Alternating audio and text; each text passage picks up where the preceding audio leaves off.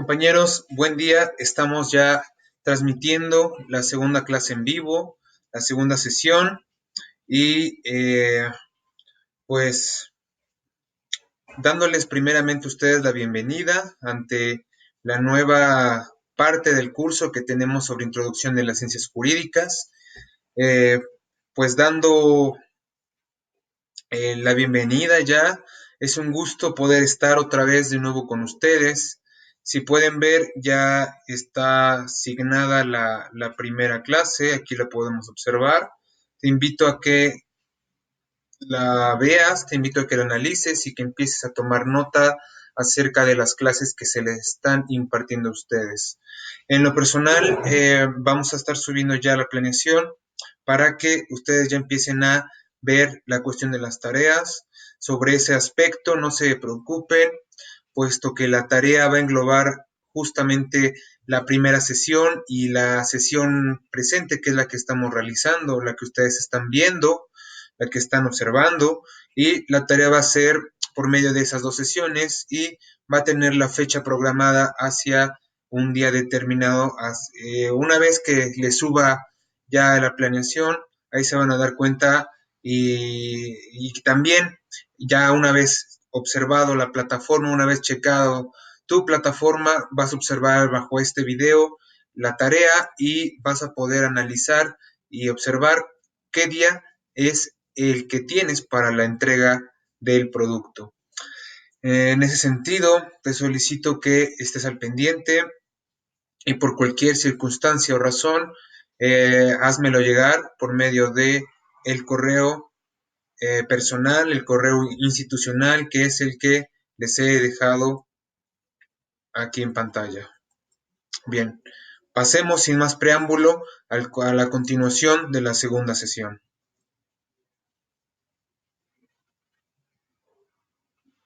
Listo.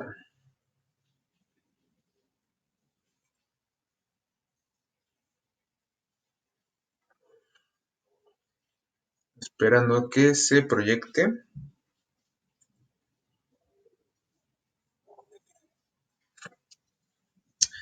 Espero, compañeros, que realmente este curso les agrade a ustedes, les sirva a ustedes y que justamente toda la información que se les está planteando en la proyección de las diapositivas sea de interés y sea de suma importancia para ustedes, ya que si bien eh, he considerado justamente proporcionarles este tipo de información, este tipo de conocimiento, puesto que considero que es el conocimiento que necesitamos para poder conocer, primero que nada, y posteriormente llevar a cabo. A mí no me interesa llenarlos de puro conocimiento, a mí no me interesa llenarlos de pura información, de puras diapositivas, si no sabemos nosotros aplicarlo o si no sabemos nosotros utilizar esa información a nuestro favor.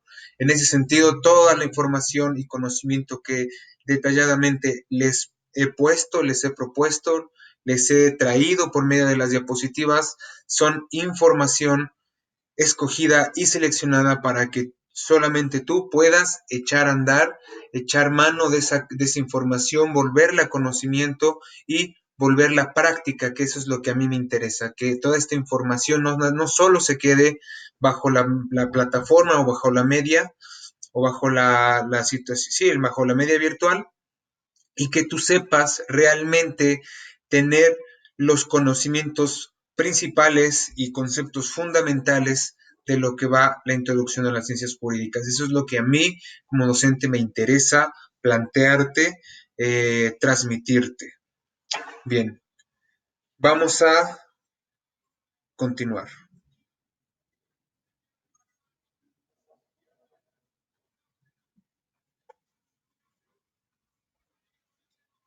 Hemos hablado de ciencia, de derecho, en la clase, en la sesión anterior, y nos quedamos en la definición de derecho. Voy a colocarme de este lado. Bien.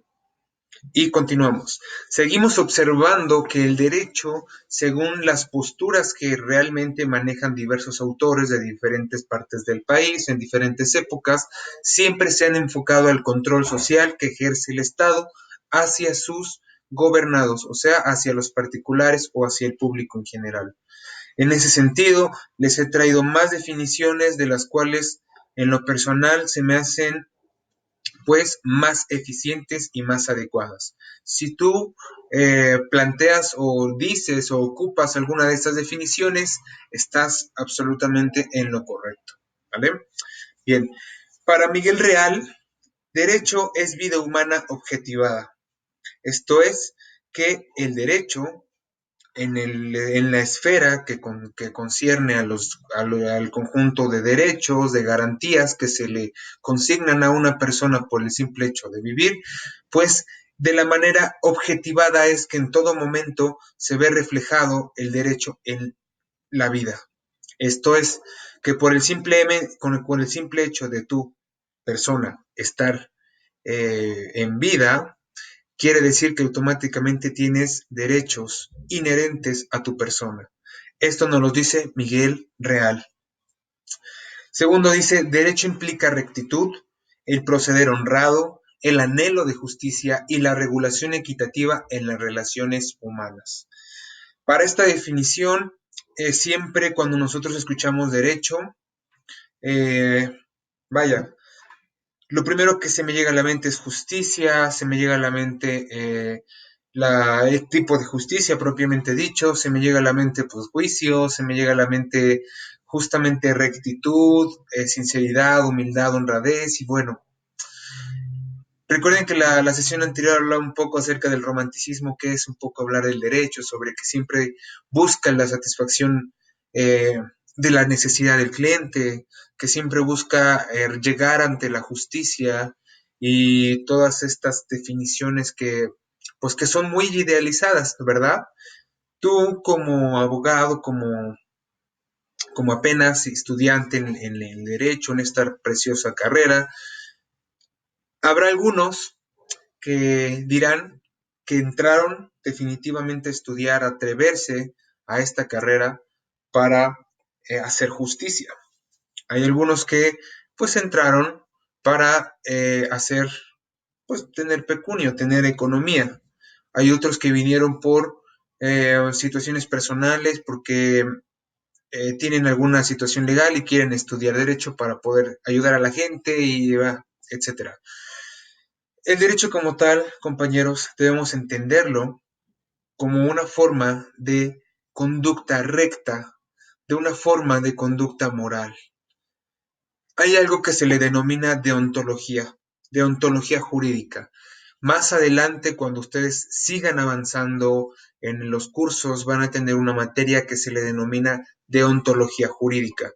Esta materia nos enseña las conductas y normas morales y éticas para que nosotros como profesionistas en el derecho podamos ejercer adecuadamente persiguiendo el bienestar social en la colectividad. Es ahí que el derecho a grandes rasgos en el segundo punto implica rectitud, un proceder honrado, un anhelo de justicia inagotable y la regulación equitativa en las relaciones humanas. Eso es lo que debemos de perseguir. Como abogados, yo les aconsejo que ocupen esta segunda definición y que de ahora en adelante estos principios los puedan llevar a cabo en sus conductas. Porque al abogado se le critica mucho. Está muy dañada la imagen de un abogado. ¿Por qué? Porque siempre dicen que un abogado pues se vende, es corrupto, le gusta el dinero. eh, ustedes ya han de conocer, ustedes han de conocer palabras.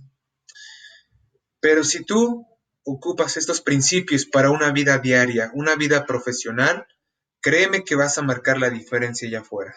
Créeme que allá afuera necesitan de profesionistas comprometidos con la sociedad y comprometidos con lo profesional. Si tú desde ahora, compañero, te empiezas a hacer la idea de mantener esos principios en tu vida diaria, créeme que allá afuera vas a tener éxito. Así que bien. 3 dice, para Aristóteles, justicia es darle a cada quien lo suyo. darle a cada quien lo suyo. Para Aristóteles. La filosofía griega fue uno de los principales puntos, bases para la justicia, para el derecho, puesto que de ahí surgen los primeros diálogos, empieza la ética y empieza primeramente la concepción de justicia. La justicia en ese entonces era considerada exclusiva de las divinidades, o sea, de sus dioses. Los únicos que eran, eh, vamos a decirlo así, los únicos que eran aptos para ejercer la justicia eran los dioses. Era por medio de, de las diversas divinidades que tenían la comunidad griega. Una vez pasado esto, llegan los romanos y llegan a realizar un profundo cambio en la cuestión doctrinal jurídica y empiezan a crear la primera base, como se le denomina una base jurídica, en la que se empieza a dar un cambio a partir desde esa etapa y que en el mundo se conceptualizó como tal ahora un estado de gobierno. Entonces, para Aristóteles es justicia es darle a cada quien lo suyo. En el digesto, ius arboni et aequi, el derecho es el arte de lo bueno y de lo justo. El digesto es una compilación romana en donde en esa compilación da como la definición de conceptos primeros o primeramente los, los, los primeros conceptos del derecho, de la justicia y su concepción natural. Entonces nos dice que el derecho es el arte de lo bueno y de lo justo. Se dan cuenta que siempre el derecho va a ser la parte buena de las personas, la conducta y el bienestar que provoca dichas conductas. El concepto implica y unifica los valores morales y sociales que lo jurídico implica para el hombre cabal, y para el jurista que redacta las leyes y para el juez que las interpreta y aplica. Ya un poco a nuestra época actual, el derecho ya no solo es darle a cada quien lo suyo, ya no es el arte de lo bueno y lo justo, sino que se conceptualiza en una definición totalmente compleja, sistematizada y organizada desde las bases de un gobierno, ¿sale? Dice entonces que el concepto de derecho implica unifica los valores morales y sociales, esto es, una sana convivencia practicando el bienestar social. Ese es un derecho primera vez. Luego, hablando de un derecho jurídico, implica el hombre cabal, en el que nosotros, como seres pensantes, como seres de raciocinio, tenemos la facultad lógica de poder decidir, algo que se le denomina libre albedrío. Este libre albedrío, aplicado por Santo Tomás de Aquino, en el cual este gran jurista nos enseña que el libre albedrío es una facultad que tiene la persona de poder actuar según su lógica, según la forma llevada al bien o llevada al mal, y que nosotros somos responsables de esas acciones. Una vez que sea ya tenido ese libre albedrío, eh, eso lo denominamos al civil, a personas comunes y corrientes, a personas ciudadanas que no conocen o que no se adentran o que no se profesionalizan en el derecho. Pero para las personas que ya son profesionales y que se están preparando como ustedes, entonces ya serán aquellas personas que sepan interpretar y que sepan redactar. Esto es que una vez que el derecho como sistema jurídico ya esté impuesto, las personas que se estén profesionalizando tendrán la facultad de poder interpretar y aplicar o defender según las posturas en las que se encuentren. Entonces aquí ya vemos el derecho un poco ya más conceptualizado. Hay una frase que en lo personal escojo porque se me hace la más completa y la más adecuada. Dice, derecho es la regulación de la vida social del hombre tendiente a alcanzar la justicia. Siempre la justicia no solo va a actuar por sí misma, no solo es darle a cada quien lo suyo o que venga parte del cielo y lo haga, absolutamente no. Siempre la justicia busca la regulación de la vida social del hombre, esto es, que como base jurídico, como sistema jurídico, tiene la facultad de organizar, la facultad de prescindir del control social sobre la sociedad y que en este mismo, como engranes, puedan otorgar la justicia, se puede alcanzar la justicia, una justicia pronta, una justicia expedita, una justicia totalmente sin, más bien una justicia con igualdad, porque lamentablemente sabemos que en México, gracias al virus de la corrupción, pues podemos observar que también se ha venido manchando nuestro sistema jurídico. Desde que les dan un moche al juez, desde que le dan un moche a la secretaria y va, etcétera. Entonces, si nos estamos preparando para dar y conseguir justicia de una forma para alcanzar el bienestar social, empieza con nosotros. Así que yo, compañero, yo te animo que en tu caminar jurídico, cuando tú te encuentres en una situación de estas, puedas ser tú quien des la diferencia, para que personas como tú puedan limpiar el nombre de la bonita profesión que es el derecho. Y en ese sentido, una vez haciendo y defendiendo la justicia eh, profesional, verás la diferencia y tendrás, déjame decirte, bastante trabajo porque la gente te va a buscar.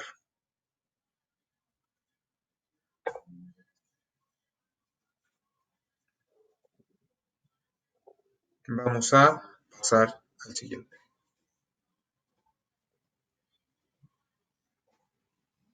Bien,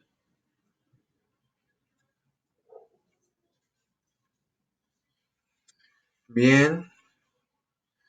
Déjenme estar mis documentos.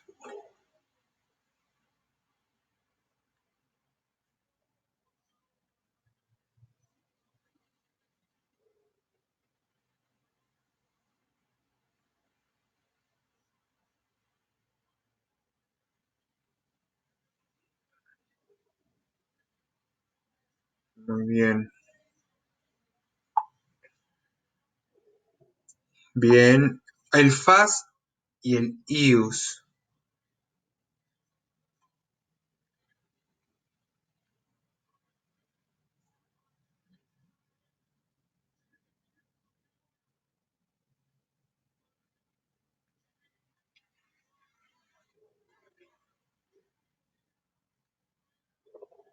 Bien. Ahora, el FAS y el IUS. Estas partes del FAS del IUS más adelante, cuando tengan derecho romano, cuando tengan o empiecen a estudiar profundamente las concepciones del origen del derecho en el sistema romano, ya sea por sus tres fases, que es la monarquía, el imperio y la democracia, eh, o la república, podrán ustedes ver cuál es la concepción que tiene o que tuvo la cultura romana en nuestra sociedad, ya que nuestro sistema jurídico ha estado inspirado en el sistema germano-románico. En ese sentido, para conocer un poco acerca del derecho entre la justicia y sus definiciones, el FAS y el IUS es algo muy importante que debemos de conocer para comenzar a delimitar en el terreno del derecho. Dice, faz, proviene del sánscrito. El sánscrito es un lenguaje, el sánscrito es una lengua que se hablaba en Roma y en Grecia, ¿vale? Proviene del sánscrito y alude a lo justo, lo lícito, según la cultura romana, era la decisión y voluntad de los dioses, se entendía por las normas emanadas de dichas divinidades. Finalmente se puede decir que faz es la condición divina de lo lícito de una conducta. Bien, el faz se tenía como justicia. Aquí hablamos de justicia, ya sea en faz y ya sea en ius, hablamos de justicia. Cuando utilizamos el término faz es cuando la justicia viene de parte de Dios. En la cultura romana se le denominaba el faz aquella conducta que obtenía una persona por medio del favor de los dioses, que en ese sentido se daba la justicia divina, como la conocemos. Actualmente se le denomina karma, algo a lo que realizas y realizas algo mal y se te regresa, le dicen karma. En lo personal no existe eso. Nosotros como profesionales debemos siempre de sustentar bases, de sustentar siempre las formas que pasan y siempre tener el control y tener un pensamiento crítico objetivo. Así que empieza de una vez a depurar tu pensamiento para que te vuelvas un crítico, una persona lógica, en el que todo lo que dice, todo lo que emprenda sea justificado bajo bases absolutamente sólidas y comprobables. Así que el FAS, como lo vemos aquí, los ciudadanos romanos utilizaban el FAS, ya que con ellos adoptaron las divinidades griegas como sus divinidades y que según la justicia de que ellos emanaban era parte del favor de los dioses. El ius también proviene del sánscrito y se le atribuye al conjunto o grupo de principios y normas equitativas y buenas por los hombres, pero que en un principio éstas estuvieron confundidas con el término faz. Lo vamos a explicar. ¿Qué eran las normas emanadas con la divinidad? Un acto para ese entonces era completamente legal y lícito si se consultaba a la voluntad divina, pero el hombre tuvo la necesaria habilidad para así ir desprendiendo o soltando lo religioso de los seres humanos. Si bien la evolución humana siempre ha tendido, o más bien siempre en la historia humana, siempre se ha visto con la necesidad de que el hombre deba de creer, deba de tener su fe en algo superior a él. En ese sentido, el FAS, siguiendo hablando de la cultura romana, pues eh, ya empezaba a conceptualizarse un sentido humanista acerca de que el poder o la justicia no solo podría venir de parte de los dioses, sino que también podría venir ordenadamente de persona hacia otra persona mediante la autoridad, mediante la delegación de una autoridad o de los famosos círculos de sabios, estas personas mayores de edad, ancianos o de comunidades de los cuales, gracias a su sabiduría, mantenían una decisión para mejorar dicha conducta que se les presentaba. Entonces el ius, a diferencia del fas, va a ser la aplicación de la justicia de una forma normativa, ordenada, realizada de una persona hacia la sociedad o hacia una persona en específico, según fuese el caso. A diferencia del ius, que solamente se organizaba como el mediante la justicia de parte de los dioses. Entonces, estas son las concepciones fundamentales que debemos de conocer como justicia en el FAS y en el IUS. Bien, se le denominó como justicia. Y abajo está, si quieren observar un poco más acerca de ambas definiciones, abajo está la bibliografía.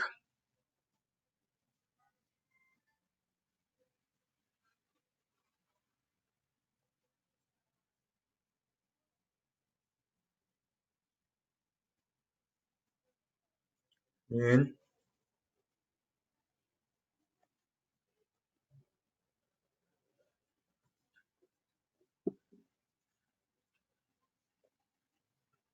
Ahora, vamos en el punto más álgido, en el punto primordial acerca de la justicia. Ulpiano fue también un famoso abogado reconocido en la época latina, en la época grecolatina, en la época romana, en el cual lanza una de las frases más icónicas en la concepción de justicia en el sistema del derecho. Así que esta, por costumbre o esta, por dogmática, deben de aprendérsela muy, pero muy bien. De lo cual, justicia, dice Ulpiano, que es justitia, es constant et perpetua voluntas ium sub quique tribuendi. Esta frase que pareciese un trabalenguas, pues es una de las frases más icónicas en el derecho. Y para que nosotros tengamos esa parte dogmática, esa parte académica, necesitamos aprendernos esta frase. En su traducción dice que justicia es la continua y perpetua voluntad de dar a cada uno lo que le corresponde. Algo no muy apartado, no muy diferente a lo que decía Aristóteles, que decía que justicia era dar a cada quien lo suyo. Pero Ulpiano, al momento de interpretar tan famosa frase, nos dice que justicia es la continua y perpetua voluntad de dar a cada uno lo que le corresponde. En ese sentido, te invito, compañero, a que puedas memorizar esta línea para que te sirva de forma dogmática, ¿vale? ¿Qué dijo también? Es un principio moral que inclina a obrar y juzgar respetando la verdad y dando a cada uno lo que le corresponde. La justicia siempre dicen que es ciega, que la justicia es ciega, que no se inclina o que no da favor tanto de una o de otra parte. Mas, sin en cambio, nosotros fungimos como herramientas, fungimos como parte en el juego de la estrategia jurídica para demostrar qué parte es lo verdad de lo irreal, qué parte es lo real, perdón, de lo irreal, qué partes son ficciones y qué partes son cuestiones verdaderas. Y cada uno de nosotros aprenderemos a lo largo de este curso a identificar las ficciones jurídicas e identificar cuestiones que son verdaderas y cómo actuar entre cada uno de ellas. La justicia se clasifica en distributiva, en procesal, en retributiva y restaurativa. Vamos a especificarlo en cada uno. Aquí podemos ver que la justicia, como la conocemos, como dar a cada quien lo que le corresponde, se divide en cuatro. La primera que nos toca analizar es la distributiva. ¿Qué comprendemos como justicia distributiva? La justicia distributiva es una forma de brindar a cada quien lo que le pertenece por medio del acceso por igual a los recursos. Lo que se busca con la justicia distributiva es que todas las personas cuenten con iguales condiciones para acceder a los beneficios de la sociedad, sin que por ello se interpongan limitantes particulares. Es decir, que la justicia distributiva lo que persigue es que todas las personas puedan tener acceso a los órganos estatales y los beneficios sociales, sin que se estipulen condiciones para ciertas personas, sino que todos puedan ser tratados por igual. Esta parte de justicia distributiva, si hablamos un poco de historia, en la parte de la Unión de Repúblicas Soviéticas, estamos hablando de la URSS, en ese momento de su historia estaba implementándose el sistema comunista, en el cual ese sistema económico de gobierno era que el Estado o el gobierno ocupaba todos los recursos y que este mismo era el encargado de repartírseles por igual a cada uno de los ciudadanos. Esto es que si tú tenías una granja, pues realmente no la tenías, eras un administrador de ella, el Estado era el que capturaba todos sus recursos y pues se los daba y se los repartía en iguales. Esto es que si tú tenías 10 vacas, de los cuales eran tu propiedad, y de esas 10 vacas a lo mejor tuviéramos 100 litros de leche, pues el Estado entra, te intercepta y de esos 100 litros que tienes, solamente te deja con 10 y a cada uno de los ciudadanos les va dando 10 hasta completarse los 100. Es ahí que uno de los grandes problemas de este sistema político, de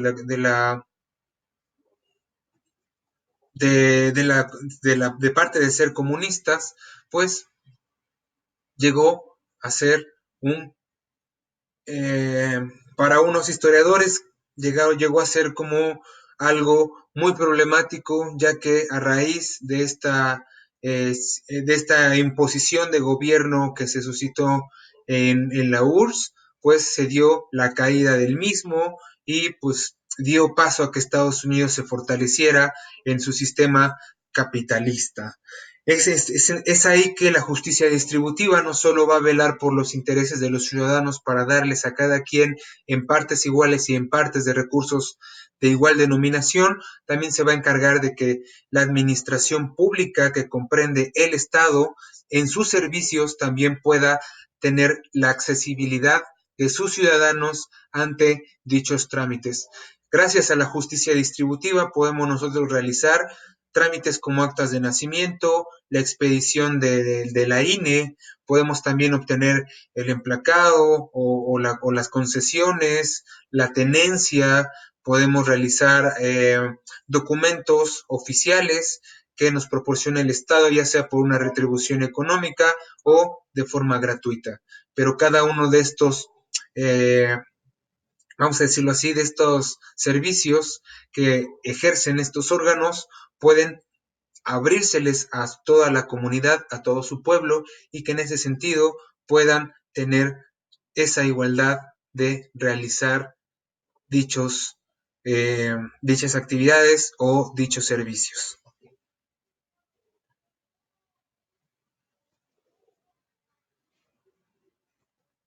Vamos con la justicia procesal.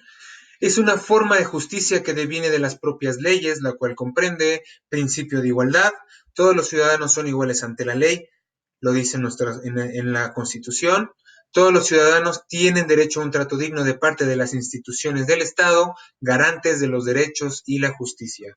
Todos los ciudadanos deben de contar con el acceso debido a los órganos de justicia cuando la situación lo amerite, entendiendo que se les respetarán los lapsos, se garantizarán las prerrogativas y se aplicarán las atenuantes a aquel lugar. Y cuarta, de modo tal que esta es la justicia plasmada en papel, se denomina procesal, porque es la ejecutada por los órganos jurisdiccionales, más exactamente por los juzgados y entidades administrativas que reciben las distintas solicitudes o demandas de los ciudadanos referentes a los derechos que le han sido vulnerados o bien las situaciones jurídicas que le han sido irrumpidas.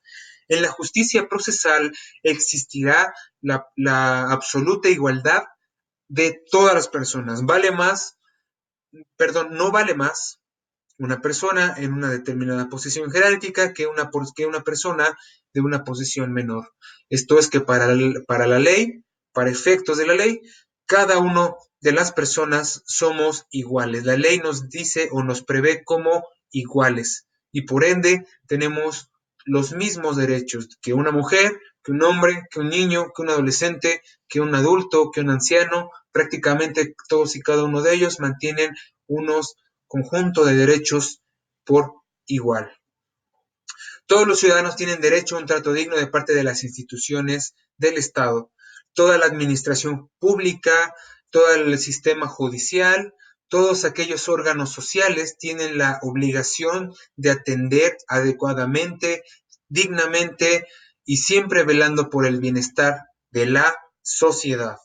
Todos los ciudadanos deben de contar con el acceso. Absolutamente todos se les debe de autorizar el acceso a la información, se les debe de estar debidamente informados en una, vamos a decirlo, si es que mantienen alguna relación con el Estado, si es que tienen algún problema o algún conflicto con el Estado, estos mismos, o si no tienen problemas, si quieren solamente obtener información de parte de alguna actividad que esté haciendo el Estado, tenemos el derecho de poder enterarnos qué es lo que está haciendo nuestras autoridades.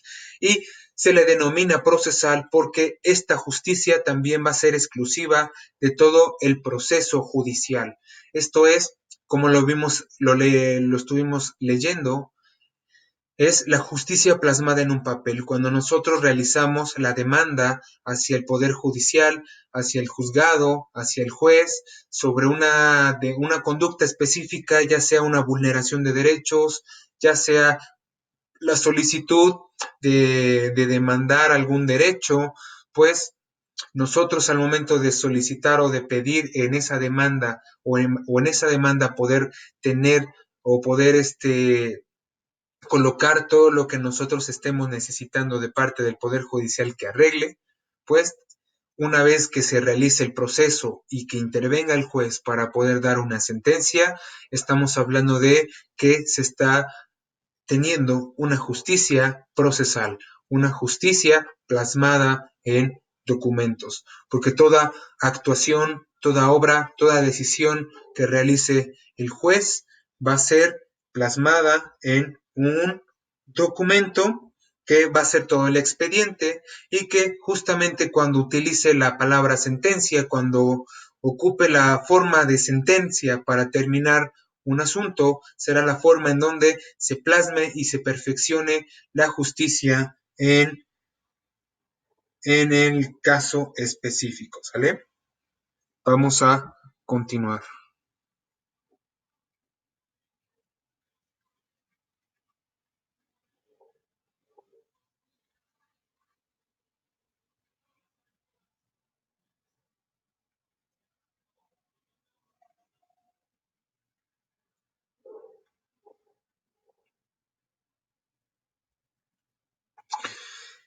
Hay otra cosa que estamos viendo, que vamos, es la justicia procesal, y ahorita vamos con la justicia restaurativa.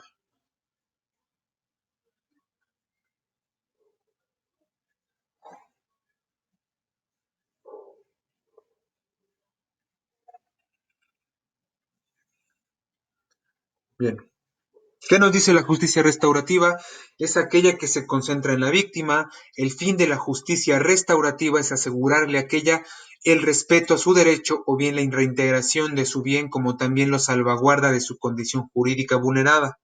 Es una justicia que se enfoca en la persona agredida y que pretende que se le resarza el daño que bien otro sujeto le haya ocasionado o bien lo que una institución le haya generado. Y ahorita vamos a hablar, definir un poco lo que se le denomina como justicia restaurativa para el sistema acusatorio penal, que ya no es nuevo, porque ya lleva cerca de una década implementándose en el país.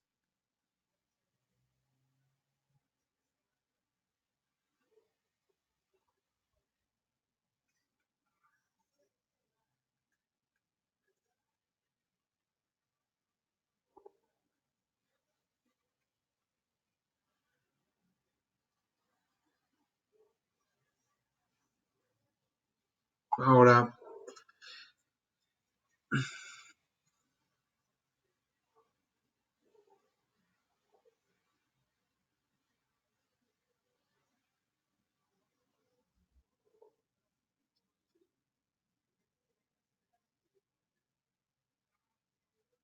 bien, ¿qué parte es la que conocemos como justicia restaurativa en el sistema penal?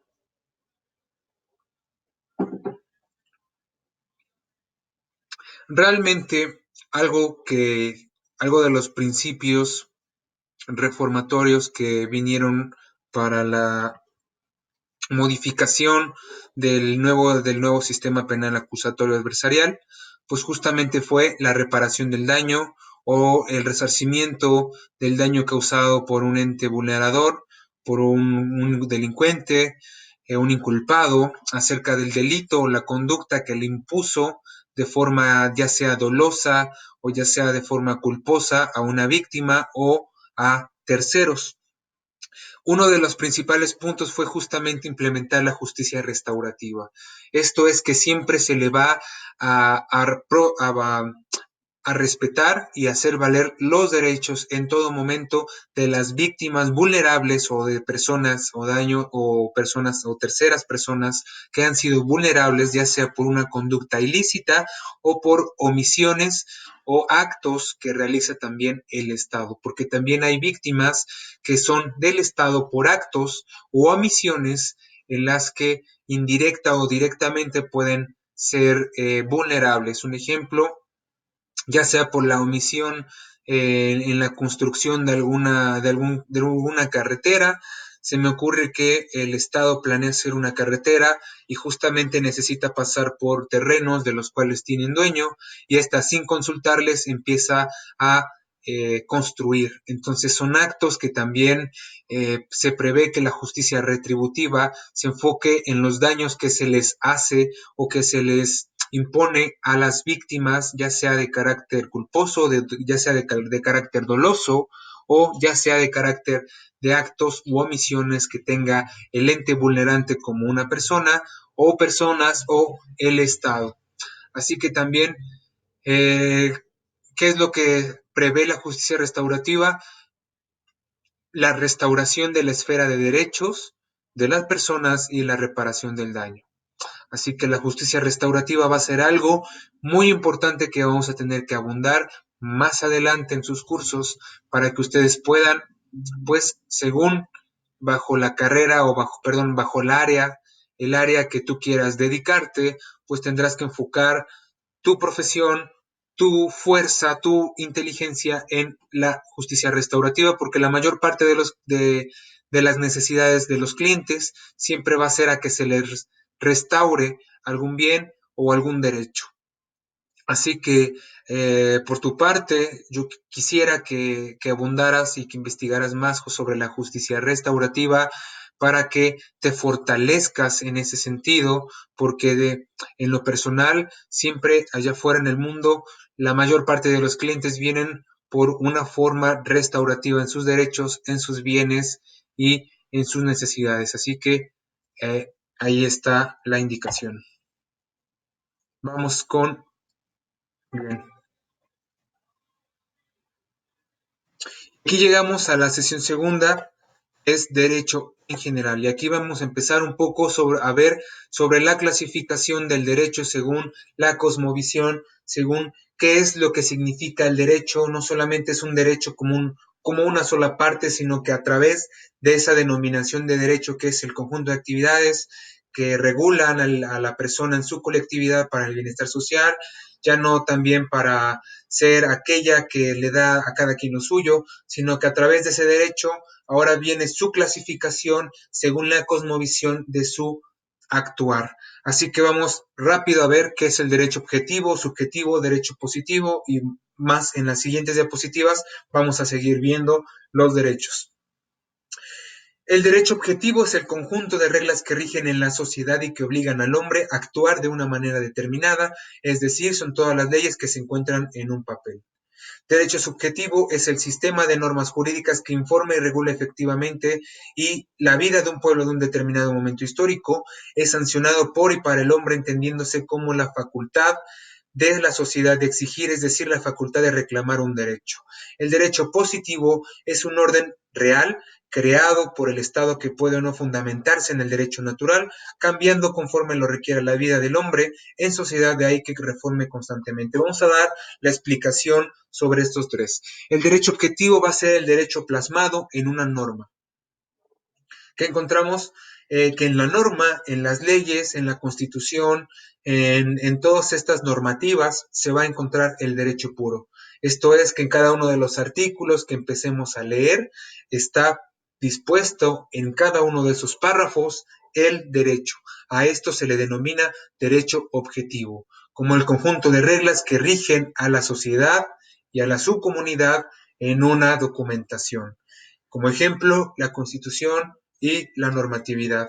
El derecho subjetivo lo encontramos como el proceso para que el hombre obtenga la justicia o obtenga mediante un proceso judicial, eh, pues la la justicia misma, bien, si uno tiene el problema o la necesidad de reclamar algún derecho o de reclamar algún bien que se le vulneró, algún derecho que se le ha vulnerado a una persona, tiene pues el interés de poder llevarlo a las cuestiones judiciales, a la cuestión judicial, llevarlo ante el juez para que pueda saber de su caso y pueda también resolverle su caso, pues se entenderá que el derecho subjetivo se le denomina a todo el procedimiento en el cual hay códigos, que es código de procedimientos en materia civil, en el cual este código nos indica específicamente cómo debe de llevarse el procedimiento, cómo debe el abogado de actuar, cómo debe el juez de actuar ante determinado caso, cómo los secretarios deben de actuar y que en ese procedimiento nos va a declarar qué es lo que conlleva el juicio a llevarse. Un ejemplo, si nosotros estamos ante un juicio sucesorio intestamentario, esto es, que cuando una persona familiar ha fallecido y queremos obtener los derechos hereditarios de la persona que falleció, nosotros podemos, si queremos nosotros saber cuál es el proceso que conlleva todo este juicio, podemos nosotros consultarlo ante el Código de Procedimientos en Materia Civil. Este Código de Procedimientos en Materia Civil nos va a ayudar a saber cómo se debe de llevar el procedimiento, cómo se debe de cumplir esas formalidades para, no, sí, para que lo hagamos ante o lo llevemos ante las instancias judiciales pertinentes. Y el derecho positivo es un orden real creado por el Estado que puede fundamentarse en el derecho natural, como lo habíamos leído. El derecho natural es que por el simple hecho de tú ser un ser vivo, nacido en una sociedad democrática, absolutamente obtienes derechos. Los derechos que obtienes al nacer son irrenunciables, son innegables y se te son dadas obligatoriamente. O sea, que desde que estás en el vientre de tu madre, cuando estás en gesta o cuando estás en gestación, al momento de la concepción de tu nacimiento, automáticamente tienes derechos. No importa, aunque tú quieras renunciar o por lo mismo de que estamos recién nacidos, no comprendemos, pues eso no quiere decir que sean renunciables esos derechos que tú puedas tener. Al contrario, desde que naces, desde que las personas ya están en concepción, automáticamente obtenemos derechos y dejamos de tener derechos hasta la muerte. Hasta que cada uno de nosotros fallezca, perdemos y dejamos de percibir y de ostentar los derechos. La única forma en la cual podemos, ya no podemos tener derechos es con la muerte. Así que el derecho positivo se va a encargar de dar nuestros derechos naturales, derechos como la vida, como la libre expresión, el derecho a la familia, a la profesión, a ostentar cargos públicos, etcétera, va a ser denominado derecho positivo. Todos los derechos que se atribuyen naturalmente a una persona. Así que compañeros, vamos a dejarlo hasta acá. Vamos a continuar más adelante con la clasificación de los derechos. Estamos viendo que el derecho vigente, natural, adjetivo, sustantivo, público, privado, consuetudinario, estatuido, vigente, canónico y hasta llegar a la sesión 3. Así que compañeros, eh, es un gusto poder estar nuevamente con ustedes y nos esperamos para la proyección de la tercera sesión, una sesión bastante interesante. Vamos a observar lo que sigue en nuestro curso de introducción a las ciencias jurídicas. En ese sentido, compañeros,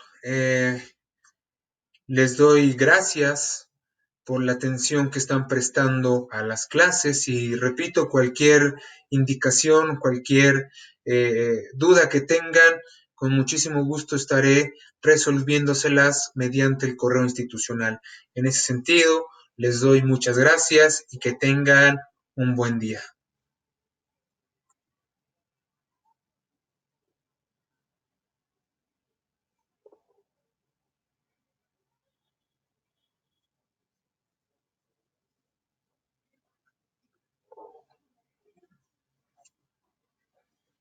Tenemos que cerrar aquí. Listo, ya me apareció. Ahora sí, que tengan buen día.